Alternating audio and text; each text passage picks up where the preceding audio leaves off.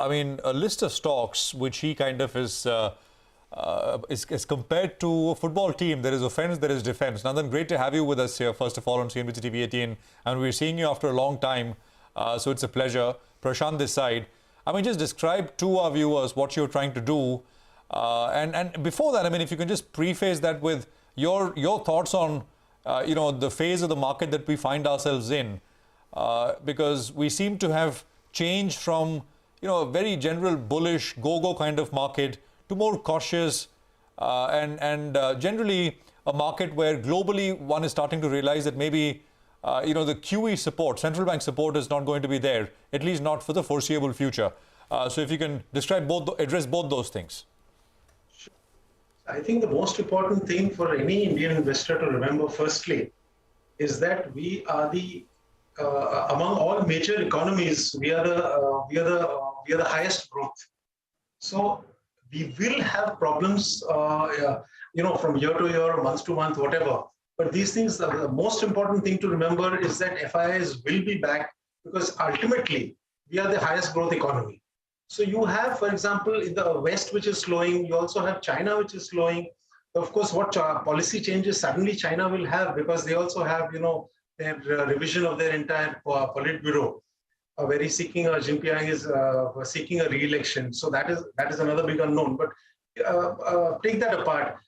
You have a slowing world and a slowing emerging markets also. Even the commodities are now started to slow. So that is, not too good for Brazil, Russia, etc., other BRICS countries. So that's the most important thing to remember. Having said that, I think there are two main negatives and there are two main positives going forward. I think one main negative is the fact that there's an economic slowdown, global economic slowdown, which is happening. And this will further stanch equity flows into global equities. Some of it will go into bonds, and that will obviously also affect your emerging markets, including India. So that is unavoidable, that part of it. Second part of the same thing is, of course, it will also depress your exports. And remember that your exports are a far larger part of your stock markets than it is of your economy. So it matters to us.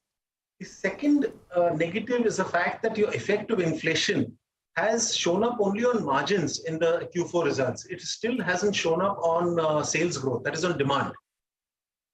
So it will take time, for probably the next 2 quarters before increasing inflation, partly due to the Ukraine war and of the interest rate hikes, which are going to come. We expect about 25 to 50 bips again hike in June. So this will all show up in the next 2 quarters. So even analysts are likely to forecast their earnings, to lower their forecast earnings only over the next 2 quarters, only when the slowdown in demand becomes visible. So till then, it's very difficult to compute the upside. So these are the two negative points. Now let's come to the positive parts. One is these global headwinds will also abate the commodity rush. So I think that is very good for India, because ultimately we are a commodity importing country. Oil prices, metals, all that will come down. So that's, I think, a major positive. And the reason that we have in our football team, the strikers, the main reason for that, which is the auto side, is auto and cement have been the worst hit in terms of demand and margins because of commodities. So these will, gain the most. The other major upside, the positive point, is the fact that now, so far, I think the Nifty was fairly, overvalued. So now we are at the 5-year average valuation. So last 5 years average, if you take the P of the Nifty, we are at that. You must also remember that, compared to the 5-year average ROE or the 10-year average ROE, which was basically between 13.5%, we are at 16% forecast for FY23. We are at 16% ROE. So our, multiple should be higher logically than the last 5 years or the last 10 years because of the ROE. However, you are already at the 5-year average. This, of course, there are two caveats on that. One is you're much above the 10-year average, because you had a bear market in 2010 in the early part. The first 5 years were a bear market. It's only in the last 5 years that we've had a good run. And secondly, our EM premium, the premium of our valuations over the emerging markets, remains high. It's the ROE, but then again, your ROE of the emerging markets, the average is 12%, and while you're at 16%. So some of it is, justified. So I think these are the main two minuses and the main two pluses. So what does one do? Now, as an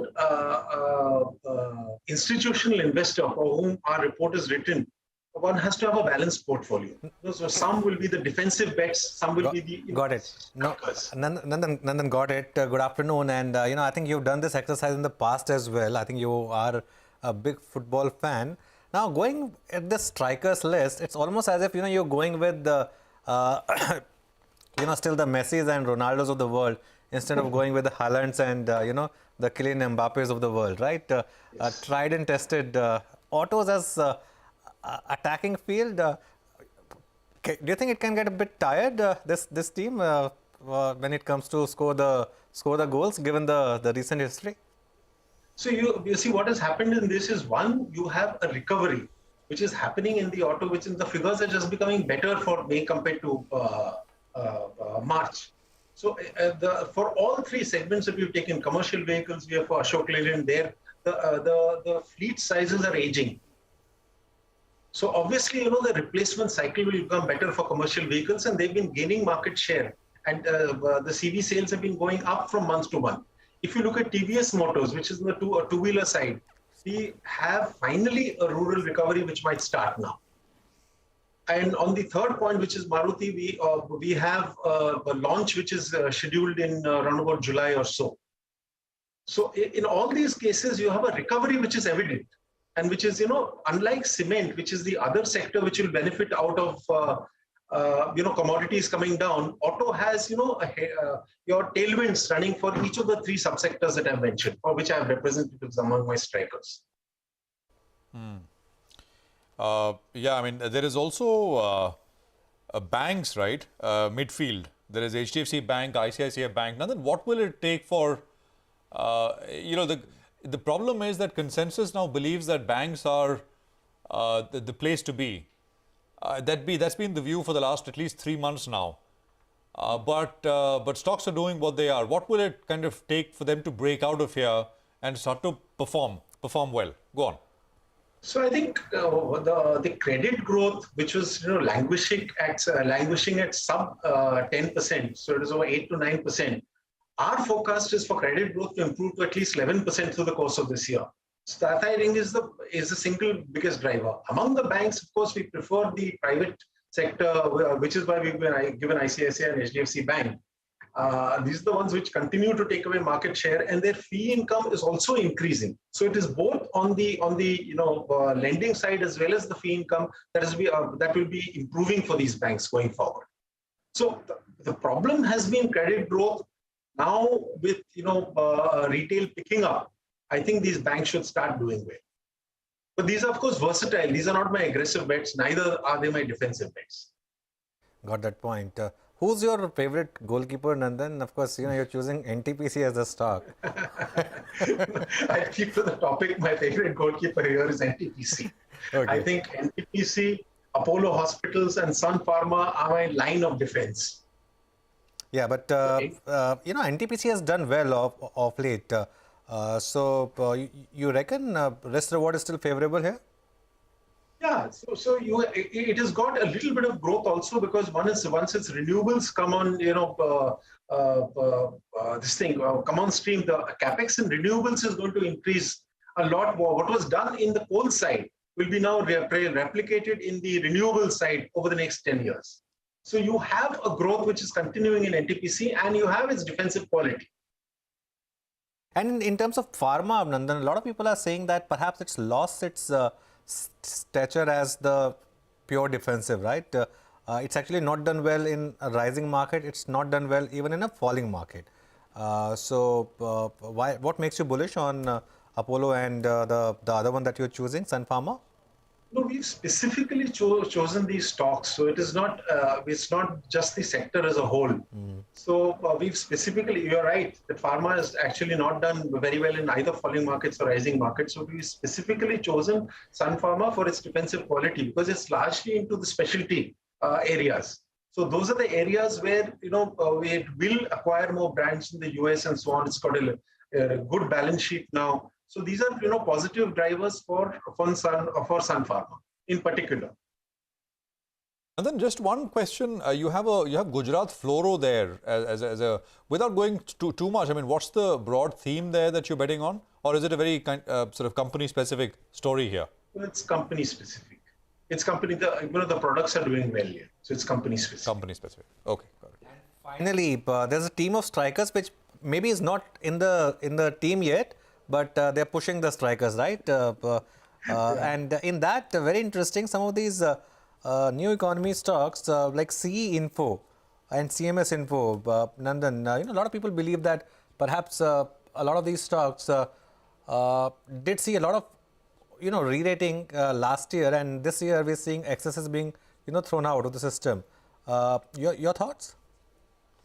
These are special modes. These are quite unlike the consumer tech and the finance tech stocks, which were basically, which didn't have any revenues. So these are not in that class at all of the overhyped tech stocks, which were into consumer and finance, which had no revenues. These are both stocks which are solid and have moats around them. One is into cash management strategy, and the other is MapMyIndia, which is the navigation systems. And these are, both of them are leaders in their field, and they have moats around them.